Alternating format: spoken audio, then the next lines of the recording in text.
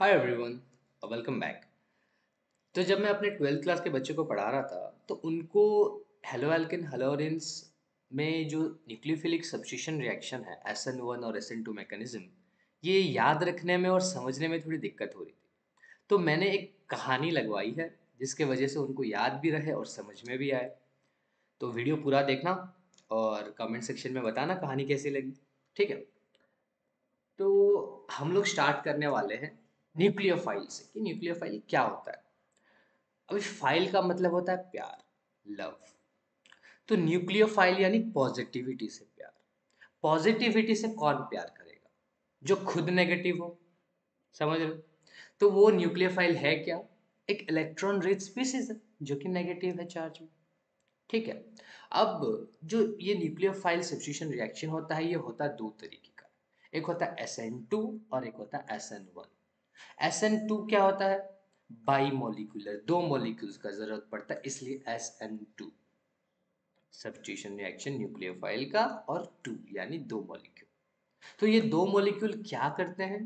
Determine करते हैं कि कितना जल्दी या कितना धीरे ये रिएक्शन होगा, यानी रेट ऑफ रिएक्शन डिटरमाइन करते हैं। पर वो दो मॉलिक्यूल का क्या वो चीज है जो रेट ऑफ रिएक्शन डिटरमाइन करता है? उनका नेचर। क्या है वो नेचर? कौन सा नेचर? कॉन्सेंट्रेशन। ठीक है। और SN1 क्या है? बस एक मॉलिक्यूल का जरूरत है। सिंपल सा बात है। अब एक एग्जांपल लेते हैं। लेट्स से कि मेरे पास एक अल्काइल हैलाइड है। अल्काइल हैलाइड में क्लोरीन नेगेटिव है और OH माइनस भी नेगेटिव है जो न्यूक्लियोफाइल है। तो देखो, दो यहाँ पे मॉलिक्यूल्स हैं, एक अल्काइल हैलाइड और एक न्यूक्लियोफाइल। तो अब न्यूक्लियोफाइल का प्लान क्या है? लेट्स से कि एक दोस्त है, दोस्त का एक ग्रुप है दोस्तों का। कार्बन उसका लीडर है, H ये उनके दोस्त हैं और क्लोरीन उसका बेस्ट फ्रेंड है। तो OH का प्लान कुछ ऐसा है कि वो कार्बन के साथ जाके रिश्ता बनाएगा, बॉन्डिंग अच्छा करेगा और क्लोरीन को धक्का मार के ग्रुप से निकाल देगा। तो एक टाइम के लिए ऐसा होगा कि क्लोरीन और न्यूक्लियोफाइल वो दोनों ही, या फिर X और न्यूक्लियोफाइल, X इसलिए बोल रहा हूँ, X फॉर हैलोजन, क्लोरीन की जगह पे फ्लोरीन ब्रोमीन कुछ भी रह सकता है। और X हम इससे भी मीन करते क्योंकि वो ग्रुप छोड़ के जाने वाला है। एक्स है वो, एक्स होने वाला है, वो ग्रुप का एक्स मेंबर होने वाला है। ठीक है। तो ऐसा टाइप रहेगा जहां पे OH और X दोनों ही कार्बन के साथ दोस्त रहेंगे। क्योंकि अगर ये दोस्ती नहीं करके बोलेगा, अगर सोचो कि एक ग्रुप है, तुम जाके उसको बोलते हो इसको निकाल दो मैं तुम्हारा दोस्त बनूं, ऐसे तो नहीं होता है ना। पहले तुमको दोस्त बनना पड़ेगा, फिर तुमको बेस्ट फ्रेंड का ओहदा मिल सकता है कि नहीं? तो एक टाइम के लिए दोनों ही दोस्त रहेंगे, फिर क्या होगा? फिर क्लोरीन निकल जाएगा और ये उसका दोस्त बन जाएगा, बेस्ट फ्रेंड। ठीक है। अब ये जो चीज है, इसको थोड़ा चार्ट की तरह से समझो। ठीक है। न्यूक्लियोफाइल ने अप्रोच किया अल्काइल हैलाइड को। ठीक है। ये जो बंदा है जो जाके रिप्लेस करने वाला है अल्काइल अल्काइल के बेस्ट फ्रेंड को, हैलाइड को। ठीक है। तो उसने अप्रोच किया, उसने स्टार्ट किया इंटरैक्टिंग, और इंटरैक्टिंग स्टार्ट करने मतलब दरार डाला रिश्ते में। किसके रिश्ते में दरार डाला? कार्बन और हैलाइड के, कार्बन और हैलोजन के रिश्ते में, CX के बॉन्ड में। तो ये बॉन्ड टूटने लगेगा, बॉन्ड स्टार्ट्स ब्रेकिंग। फिर क्या होगा? ये बॉन्ड टूट जाने के बाद नया बॉन्ड फॉर्म कर देगा कार्बन, उसका अच्छा, कार्बन का अच्छा दोस्त अभी कौन बनेगा? न्यूक्लियोफाइल बन जाएगा। तो न्यू बॉन्ड स्टार्ट्स फॉर्मिंग। तो ये जो प्रोसेस है टोटल, ये प्रोसेस साइमल्टेनियस होता है, एक ही साथ में होता है। ऐसा नहीं है कि पहले वो दरार डालेगा फिर वो जाके बेस्ट फ्रेंड बनना है। एक ही साथ हो रहा है, दरार भी डाल रहा है और बेस्ट फ्रेंड भी बन रहा है दरार डालते हुए। बहुत गंदा लड़का है बोल सकता हूँ। ठीक। तो एक स्टेट रहेगा, मैंने बोला कि जहां पे न्यूक्लियोफाइल और हैलोजन दोनों ही दोस्त रहेंगे कार्बन के। लेकिन इसका मतलब कि उस टाइम पे कार्बन 5 एटम के साथ बॉन्डेड रहेगा, न्यूक्लियोफाइल के साथ भी और एक्स के साथ भी, है ना? पर वो तो हो नहीं सकता क्योंकि कार्बन के सिर्फ 4 ही दोस्त बन सकते हैं, because carbon is tetravalent in nature. तो ये बहुत ही ज्यादा अनस्टेबल होगा और उसके वजह से सिर्फ एक प्रोडक्ट फॉर्म होगा, एक्स निकाला जाएगा। ठीक है। ये स्टेट को बोला जाता है ट्रांजिशन स्टेट। ठीक। फिर हम आगे बढ़ते हैं। अब SN2 में न्यूक्लियोफाइल अगर अटैक करेगा ग्रुप को, अल्काइल हैलाइड को, तो वो जब अटैक करेगा, सामने से अटैक करेगा तो नहीं होगा ना, पहले उसको चुपके से बैक स्टेप करना पड़ेगा। पहले तो बैक स्टेप करते हुए दोस्ती बनानी पड़ेगी कार्बन के साथ, फिर क्लोरीन से छुप के, है कि नहीं, और दूसरे दोस्तों से छुप के फिर साजिश रचनी पड़ेगी और एक्स को निकालना पड़ेगा, है ना, हैलोजन को निकालना पड़ेगा। तो ऐसा इमेजिन करो एक छतरी है। अगर एक छतरी है तो वो तुमको बारिश से तो बचाएगी, जब वो ऐसे तुम खोलोगे उसको तो वो बारिश से तुमको बचाएगी, है ना। लेकिन सोचो अंदर से हवा लगने लगी तो वो उसका वल्नरेबल स्पॉट है ना, तो ऊपर हो जाएगा ऐसा छतरी, है कि नहीं। उस तरीके से समझो कि अभी जो न्यूक्लियोफाइल है वो बैक स्टैप करेगा, बैक साइड से एंट्री मारेगा, बैक साइड से एंट्री करेगा, और जो एक्स है जो ग्रुप छोड़ के जाने वाला है वो फ्रंट साइड से निकल जाएगा। समझ लो, ऐसा एक सिचुएशन इमेजिन करो कि अभी न्यूक्लियोफाइल और हैलाइड हैलोजन दोनों दोस्त हैं, ठीक है। न्यूक्लियोफाइल ने साजिश रची है कि अभी जो हैलाइड है उसको ग्रुप से निकाला जा रहा है। तो जब उसको ग्रुप से निकालेंगे तब तो वो सामने से निकलेगा ना, किसी ने देखा नहीं न्यूक्लियोफाइल कब आके दोस्त बनाए, चुपके से किया है वो चीज। लेकिन जब हलाइड हेलोजन छोड़ के जाएगा ग्रुप को, वो तो सबके सामने होगा ना। तो एंट्री इस न्यूक्लियोफाइल ने बैक साइड से की है, लेकिन जो एक्स है जो ग्रुप छोड़ेगा, जो लिविंग ग्रुप है वो फ्रंट साइड से छोड़ेगा। ये प्रोसेस को बोला जाता है इन्वर्जन ऑफ कॉन्फ़िगरेशन, या फिर वर्ल्डन इन्वर्जन। इसको बोला जाता है इन्वर्जन ऑफ कॉन्फ़िगरेशन या फिर वर्ल्डन इन्वर्जन, ठीक है। अच्छा, तो ये कहानी है हमारे SN2 की। अब एक और चीज इस कहानी में समझो, तो जो ग्रुप है कार्बन का, वो ग्रुप अगर बड़ा ग्रुप रहा तो, बड़ा ग्रुप कहने का मतलब है कि अगर वो मिथाइल हलाइड ना होके प्राइमरी या फिर सेकेंडरी या टर्शियरी हलाइड हुआ तो। प्राइमरी सेकेंडरी टर्शियरी हलाइड यानी वो दूसरे कार्बन्स के साथ बॉन्ड बनाया होगा, जैसे कि ये अगर मिथाइल हलाइड है तो जब यहाँ पे न्यूक्लियोफाइल एंट्री करेगा तो ज्यादा दोस्त नहीं है कार्बन, उन दोस्त के ग्रुप को बचाने के लिए कम लोग हैं, है ना। लेकिन अगर ये प्राइमरी है तो एक और कार्बन है ये हाइड्रोजन के जगह पे, उसके भी और 3 हाइड्रोजन दोस्त है कि नहीं। तो स्ट्रॉन्ग ग्रुप है, बल्कि ग्रुप है एकदम, ऐसा सोचो कि ऐसा जिम वाले लड़के हैं सब, तो वो तो गार्ड कर देंगे न्यूक्लियोफाइल को, वो तो एंट्री नहीं कर पाएगा, तो रिएक्टिविटी कम हो जाएगा, न्यूक्लियोफाइल और जाके रिएक्ट नहीं कर पाएगा। और भी कम हो जाएगा अगर एक और कार्बन हो तो, यानी सेकेंडरी ग्रुप हो अगर ये कार्बन तो, सेकेंडरी कार्बन हो तो, है ना। देखो और भी ज्यादा दोस्त बढ़ गए तो और ज्यादा गाढ़ हो गया, इसका एंट्री और भी मुश्किल। और थर्ड डिग्री हुआ तो पूरा ही मुश्किल, लगभग जीरो समझ लो, हो ही नहीं सकता, इतना बड़ा ग्रुप ही कहाँ एंट्री करेगा।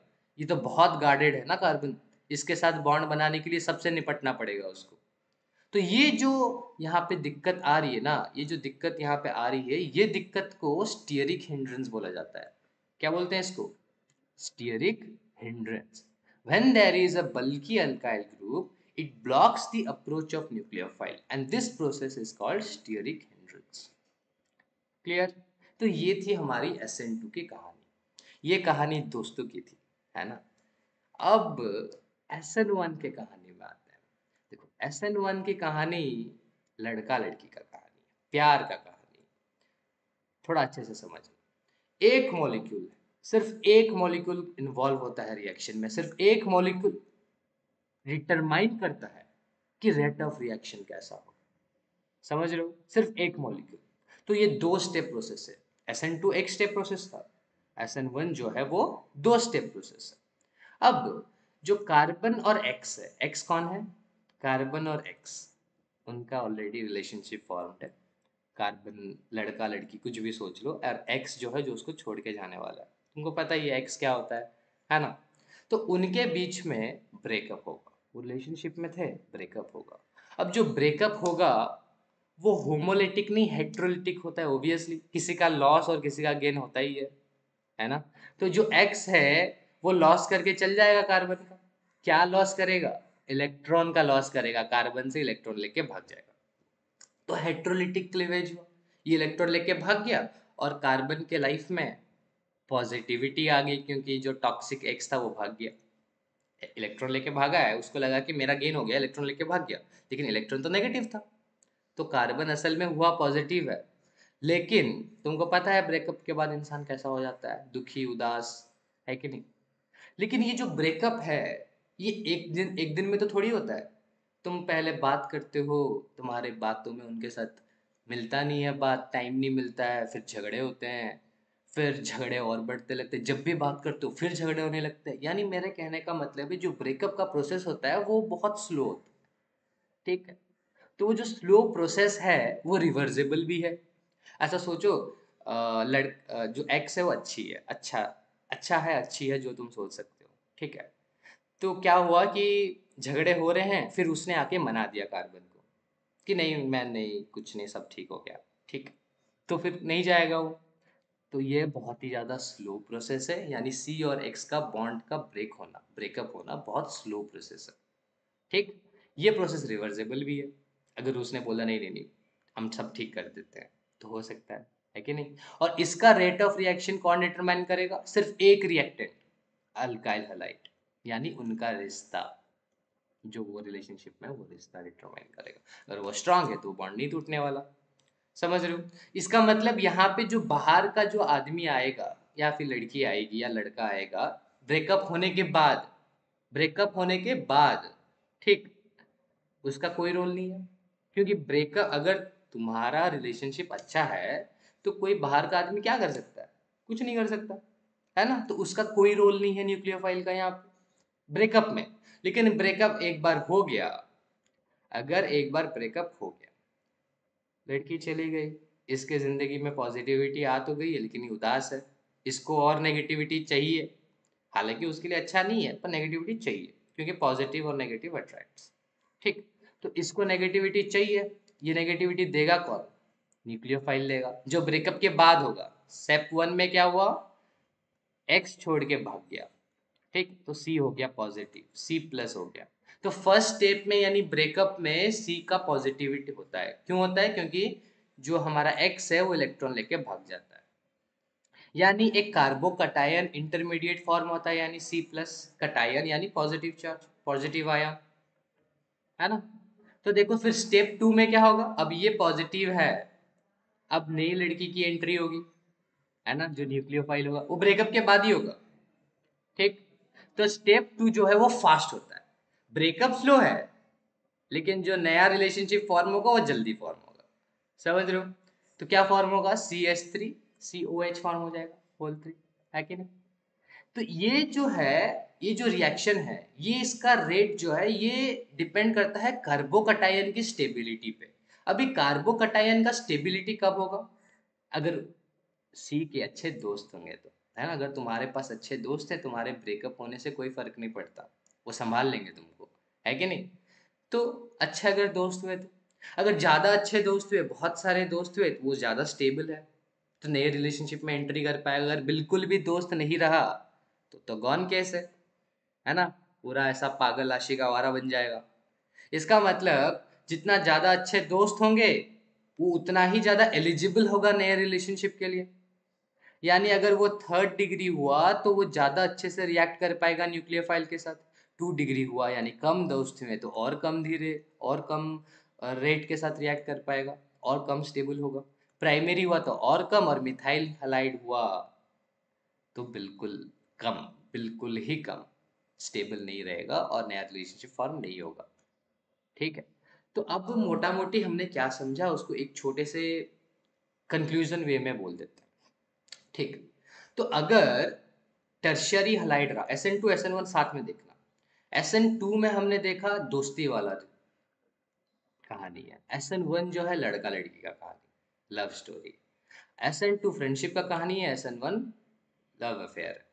अब SN2 में क्या है कि टर्शियरी हलाइड अगर रहेगा, अगर ज़्यादा दोस्त रहेंगे तो नया जो दोस्त आके बेस्ट फ्रेंड को रिप्लेस करने वाला है वो बैक स्टैब नहीं कर पाएगा, क्योंकि बहुत सारे दोस्त थे उसको रोकने के लिए। यानी टर्शियरी हलाइड में न्यूक्लियोफाइल रिएक्ट नहीं कर पाएगा। जितने दोस्त कम होते जाएंगे उतना ज़्यादा न्यूक्लियोफाइल के लिए आसानी है जाके रिएक्ट कर पाना, कार्बन के साथ नया बॉन्ड फॉर्म कर पाना। इसका मतलब SN2 का रिएक्टिविटी टर्शियरी हलाइड से लेके मिथाइल हलाइड तक डिक्रीज होता है, इंक्रीज होता है। यानी कि अगर मिथाइल हलाइड रहा तो ज़्यादा अच्छे से रिएक्ट करेगा, और अगर टर्शियरी रहा तो दोस्त रोक देंगे, स्टीरिक हिंड्रेंस होगा और वो रिएक्ट नहीं कर पाएगा। लेकिन SN1 जो है वो लव अफेयर है, तो ब्रेकअप होने के बाद 2 स्टेप प्रोसेस है वो SN1। तो ब्रेकअप होने के बाद अगर दोस्त ज़्यादा अच्छे रहे तो वो स्टेबल रहेगा, नई रिलेशनशिप के लिए एलिजिबल होगा, है कि नहीं? तो जो CH3X है, वो ज़्यादा स्टेबल नहीं है क्योंकि उसके कम दोस्त हैं, है ना? और अगर टर्शियरी हैलाइड रहा तो उसके ज़्यादा दोस्त हैं, तो वो ज़्यादा स्टेबल रहेगा X के जाने के बाद नए दोस्त के लिए। इसका मतलब टर्शियरी हैलाइड SN1 का रिएक्टिविटी में सबसे ऊपर है और प्राइमरी हैलाइड और सॉरी मिथाइल हैलाइड SN2 के रिएक्टिविटी में सबसे ऊपर है। तो SN1 का रिएक्टिविटी बढ़ता जाता है जब तुम मिथाइल से प्राइमरी फिर सेकेंडरी फिर टर्शियरी या थर्ड डिग्री आते हो।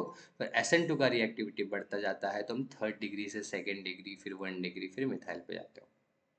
ठीक, तो ये थी हमारी मोटा मोटी कहानी, शॉर्ट कहानी है, समझो इसको।